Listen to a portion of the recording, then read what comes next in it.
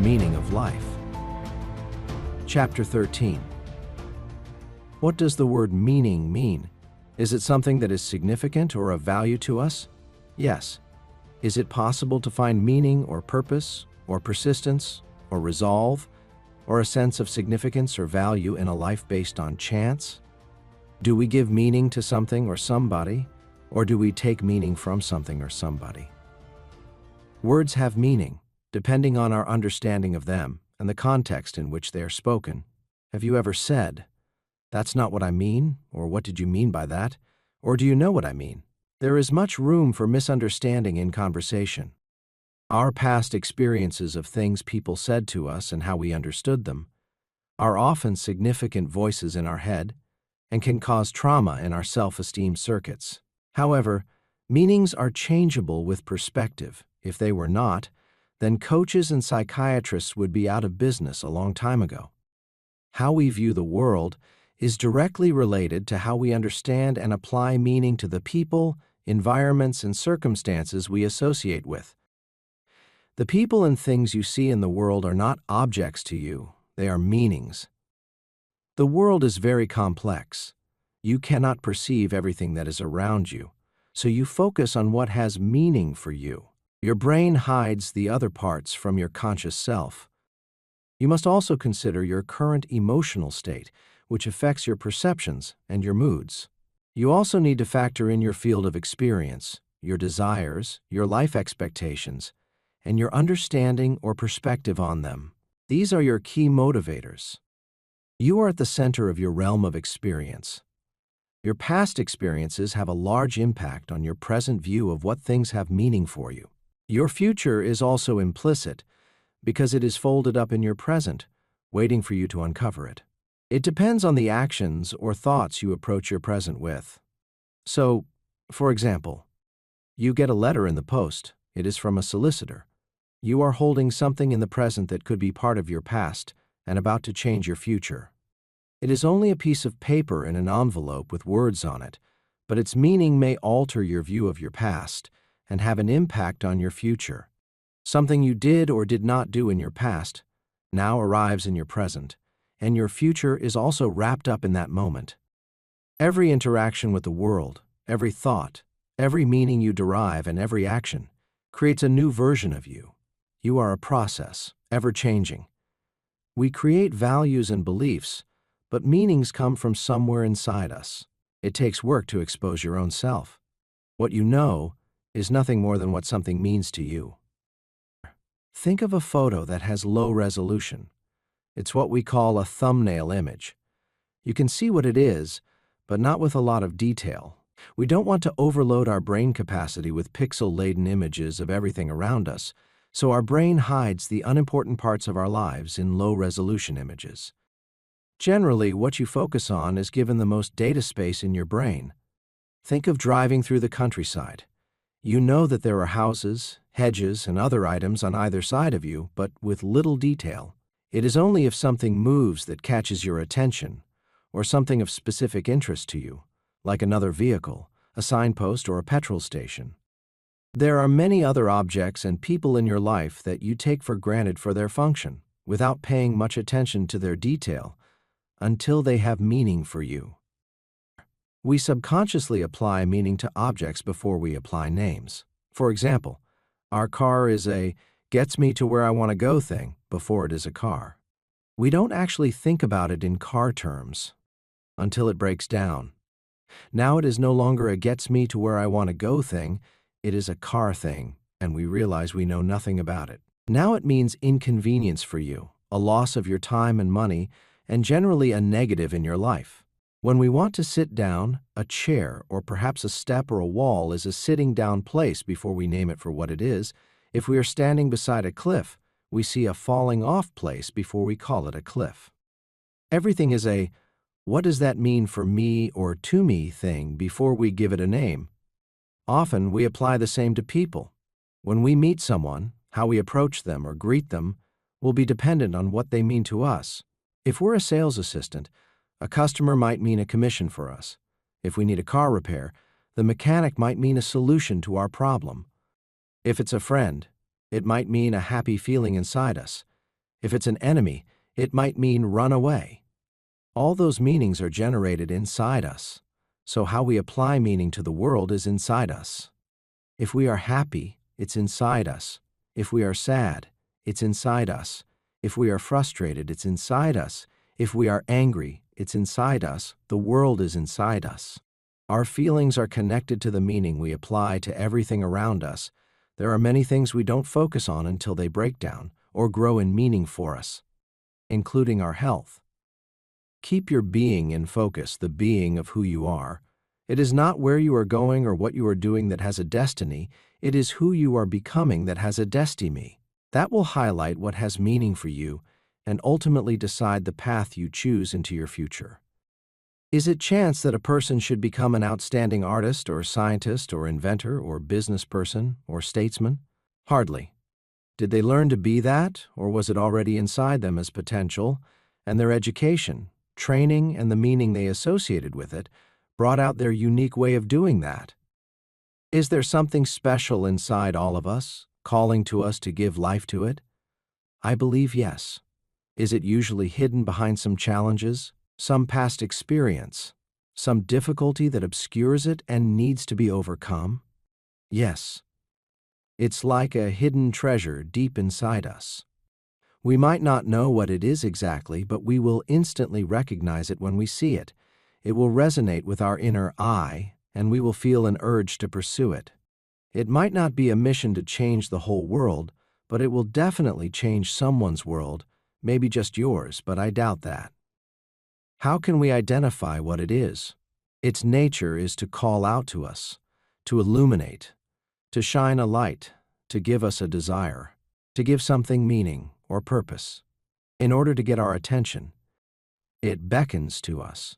Sometimes it might put roadblocks in our way, to try to divert us onto a different path to meet with it. Your experience is reality, as opposed to material things being reality. However, your experience somehow emerges out of those things. Experience is fundamental when it is understood in the context of the person we are growing into. We learn from experience, and that knowledge and understanding, which we put into our backpack, will benefit us later. We want to mean something to somebody. We want to be seen, to be recognized as a human. We want to feel appreciated and approved for who we are, not just because of what we can do. Not being seen or recognized for who we are can cause internal anger and stress. When we don't feel wanted, we work hard to feel needed. It's hard to get to know other people because of the masks they wear. We make judgments on them based on what they mean to us, or what they do or don't do, more than for who they are. We don't want to feel like we are invisible. We want to feel important. So, we lose ourselves, even sacrifice ourselves, to fill that space, to feel that we have value to someone because we are good at doing something, rather than because of who we are. How can we be recognized for who we are? How are we interacting with others? Do we give them a chance to get to know the real us, or are we hiding ourselves behind our masks? And then we wonder why nobody knows us. Are we willing to trade some of our real selves just to be accepted? We all want to be seen and accepted for who we are, not just for what we do. The more of you that you expose to others, the more vulnerable you feel, yes, but the more real you feel too. However, it all starts with knowing ourselves. Quote, "When you come to know yourself, you will become known, and you will realize that you are children of the living Father. Yet if you do not come to know yourselves, then you will dwell in poverty, and it will be you who are that poverty." Gospel of Thomas 3. We were all created to bring a gift, the light of our own uniqueness to this world. There is a hidden treasure inside each one of us. If we do not search it out, our lives will be poorer for that, and our true inbuilt potential will be lost to us and the world. If we refuse to share those gifts, it will be our undoing. I believe that there is a reason for our being here. You must search it out. You alone are responsible for that search. Your inner treasure is waiting and urging you to uncover it. What you are looking for is also looking for you. The dream of who you could be, that you don't pursue, will turn into regret as you get older and eat you from the inside. What could or should bring richness to your life if not pursued, can bring you illness and depression. This is generally recognized as midlife crisis. That understanding is again emphasized in this quote. If you bring forth what is within you, what you bring forth will save you. If you do not bring forth what is within you, what you do not bring forth will destroy you. Gospel of Thomas 70. We can mentally and emotionally die if we do not give birth to or bring into our world the treasure inside us that transforms us. According to Socrates, feelings of perplexity or confusion about some aspects of life are in fact the pains of labor. People who have those very feelings are not empty, but rather pregnant. What we don't know is more important than what we know. What we need for our lives is most often hidden in a place we don't want to look. That place is our shadow self. As painful as it might be, realizing our own ignorance is a critically important step in personal growth. The world has crowded in around us, overcoming us, and blinding us to our true, unique selves. The world is loud and full of distractions. Take time to be quiet. Put your phone away for a while. Turn off the TV. Stay away from social media for a few hours. Our inner voice speaks in whispers, it doesn't shout at us. So we must listen carefully for it. It is trying to catch our attention, but it won't interrupt what we're doing. It wants you to search for it, and then it will let itself be found. It is hidden treasure. It will leave markers and clues for you, but you will only notice them if you are looking. Pay attention. Your curiosity, desire, or meaning is the manifestation of your inner self. It shines at you to attract your attention and pull you in a certain direction towards your destiny. We live within a self-confined perceptual world. What is curiosity? Where does it come from?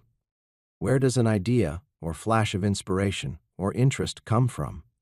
It shines out for us. It manifests itself to us. It steps out in front of us. It resonates inside us. We can choose to follow it, but we don't know where it will lead. We can choose not to follow it, and that breeds conformity or perhaps blindness. You ask, but where will it lead? Don't ask, just follow. What attracts us may only be a reason to look, and not the key reason behind the why it shone out for us. When Moses saw the burning bush, it caught his attention, but it was only there to lead him to God. People don't have ideas. Ideas have people. Those ideas are a part of your future. You have things to learn, so pay attention to them. What is attention? Most things that go on around us are no more than low-resolution images in our peripheral view. We know they are there, but we don't focus on them. It is meaning that draws our attention and causes us to focus. Your reason or motivation decides how you view things and what they mean to you. Where does an urge to do something come from? What is the source of an attraction to someone or something? What gives us that hunger to learn something, to explore something, to connect with something? Why does one thing absorb us, capture us, and power us to pursue it, and other things don't? What do you love? What challenges you? What angers you? What do you see and feel needs to be investigated or solved? What do you dream about? What have you overcome? Who do you imagine you are? What are your natural gifts, talents, and traits? What would you love to do each day? What would make you happy?